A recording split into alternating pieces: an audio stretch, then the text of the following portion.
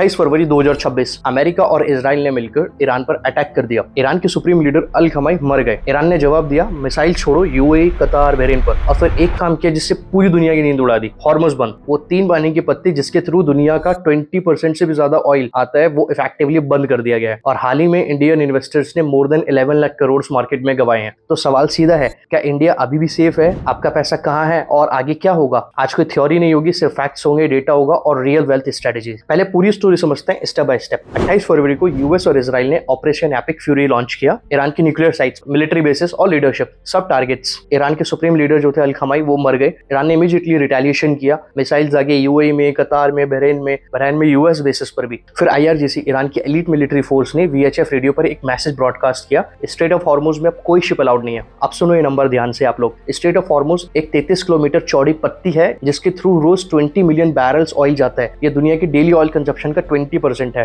Maersk, हैपोग्लॉयड, MSc, दुनिया की सबसे बड़ी शिपिंग कंपनी, सब ने ट्रांजिट रोक दिए हैं इस टाइम। टैंकर्स टैरिफ पहले 70% गिरा, फिर इफेक्टिवली जीरो हो गया। ब्रांड क्रूड ऑयल जो कुछ समय पहले $73 पर बैरल चल रहा था, वो भी मोर देन $82 पर है। एक ही वीकेंड में मोर देन 12% का जंप। और इंडिया इस क्राइसिस में सबसे ज्यादा एक्सपोज मेजर इकोनॉमी है। अब इंडिया की सिचुएशन समझते हैं, क्योंकि ये आपकी जेब से डायरेक्टली कनेक्टेड है। इंडिया दुनिया का तीसरे सबसे बड़ा ऑयल इंपोर्टर है और हमारे क्रूड का अप्रॉक्सिमेटली 50% सीधा मिडिल ईस्ट से आता है हॉर्मुज़ के through. LNG, liquid natural gas का 60% भी उसी रास्ते से आता है। एनडीटीवी बिजनेस के मुताबिक इंडिया के पास अभी अप्रॉक्सिमेटली 72 डेज का ऑयल रिजर्व अभी है। तो इमीडिएटली कोई पैनिक नहीं है अपने ऊपर, लेकिन अगर ये कॉन्फ्लिक्ट 2 से 3 महीने चला तो पिक्चर बदल जाएगी। अगर इंडिया को ऑल्टरनेटिव लेना पड़ा, Russia, West Africa, USA, Argentina, तो वो ये टाइम 5 to 7 डेज से बढ़कर वो सीधा 25 to 45 डेज चला जाएगा। जिसका मतलब है फ्राइट कॉस्ट जो है आसमान छुएगी। पेट्रोल और डीजल गवर्नमेंट ने अभी प्राइस कोई हाइक नहीं किया है, लेकिन एनालिस्ट बोल रहे हैं अगर क्रूड ऑयल $100 के ऊपर गया तो इंडिया की गवर्नमेंट के पास कोई ऑप्शन नहीं बचेगा। और इन्फ्लेशन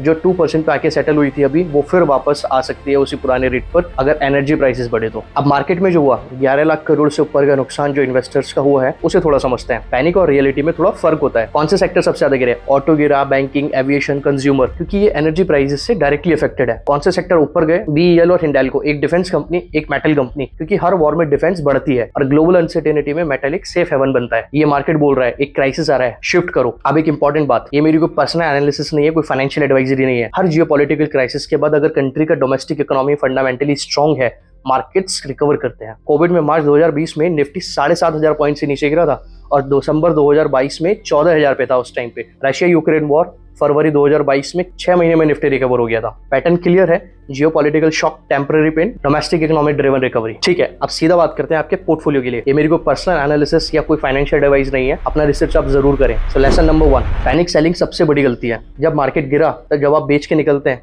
तो आप लॉस बुक करते हैं। जो लोग 2022 में बेचे थे उन्होंने 2021 की 100% रैली मिस की। अगर आपकी एसआईपी चल रही है तो बंद मत करो, ये टाइम है ज्यादा यूनिट्स लेने का। लेसन नंबर 2, गोल्ड अभी बेस्ट फ्रेंड है। एमसीएक्स गोल्ड हाल ही में अभी 1,63,000 के ऊपर वर्क कर रहा था। ग्लोबल अनसर्टेनिटी में गोल्ड हिस्टोरिकली सेफ हेवन है। अगर आपके पोर्टफोलियो में गोल्ड एलोकेशन नहीं है तो ये टाइम सोचने का है। लेसन नंबर 3, एनर्जी क्राइसिस में इन्फ्लेशन का रिस्क रियल है। अगर क्रूड ऑयल $100 के ऊपर गया तो पेट्रोल 100% महंगे होने के पूरे चांसेस है। ट्रांसपोर्ट महंगा होगा, फूड महंगा होगा। इसका मतलब आरबीआई में रेट कट पॉज हो सकते हैं। पीपीएफडी थोड़ा डाइवर्सिफिकेशन दे सकते हैं ऐसे टाइम में। लेसन नंबर 4, ये 150 डे वाली सिचुएशन है। ट्रंप ने ऑलरेडी कहा यूएस नेवी टैंकर्स को एस्कॉर्ट करेगी हॉर्मुज़ में। एनालिस्ट बोल रहे हैं complete long term closure unlikely है। यूएस मिलिट्री इतना अलाउ नहीं करेगा। बेस केस में 2 से 4 हफ्ते में पार्शियल रेजोल्यूशन। तो लॉन्ग टर्म पैनिक की जरूरत नहीं है, शॉर्ट टर्म कॉशन जरूर रखो। So here is the summary of this entire video. Number 1, US Israel ने मिलकर ईरान पर अटैक किया, हॉर्मुज़ इफेक्टिवली बंद। Brent crude oil more than 13% down. 2, India के पास 74 डेज का रिजर्व है, इमीडिएटली नो पैनिक,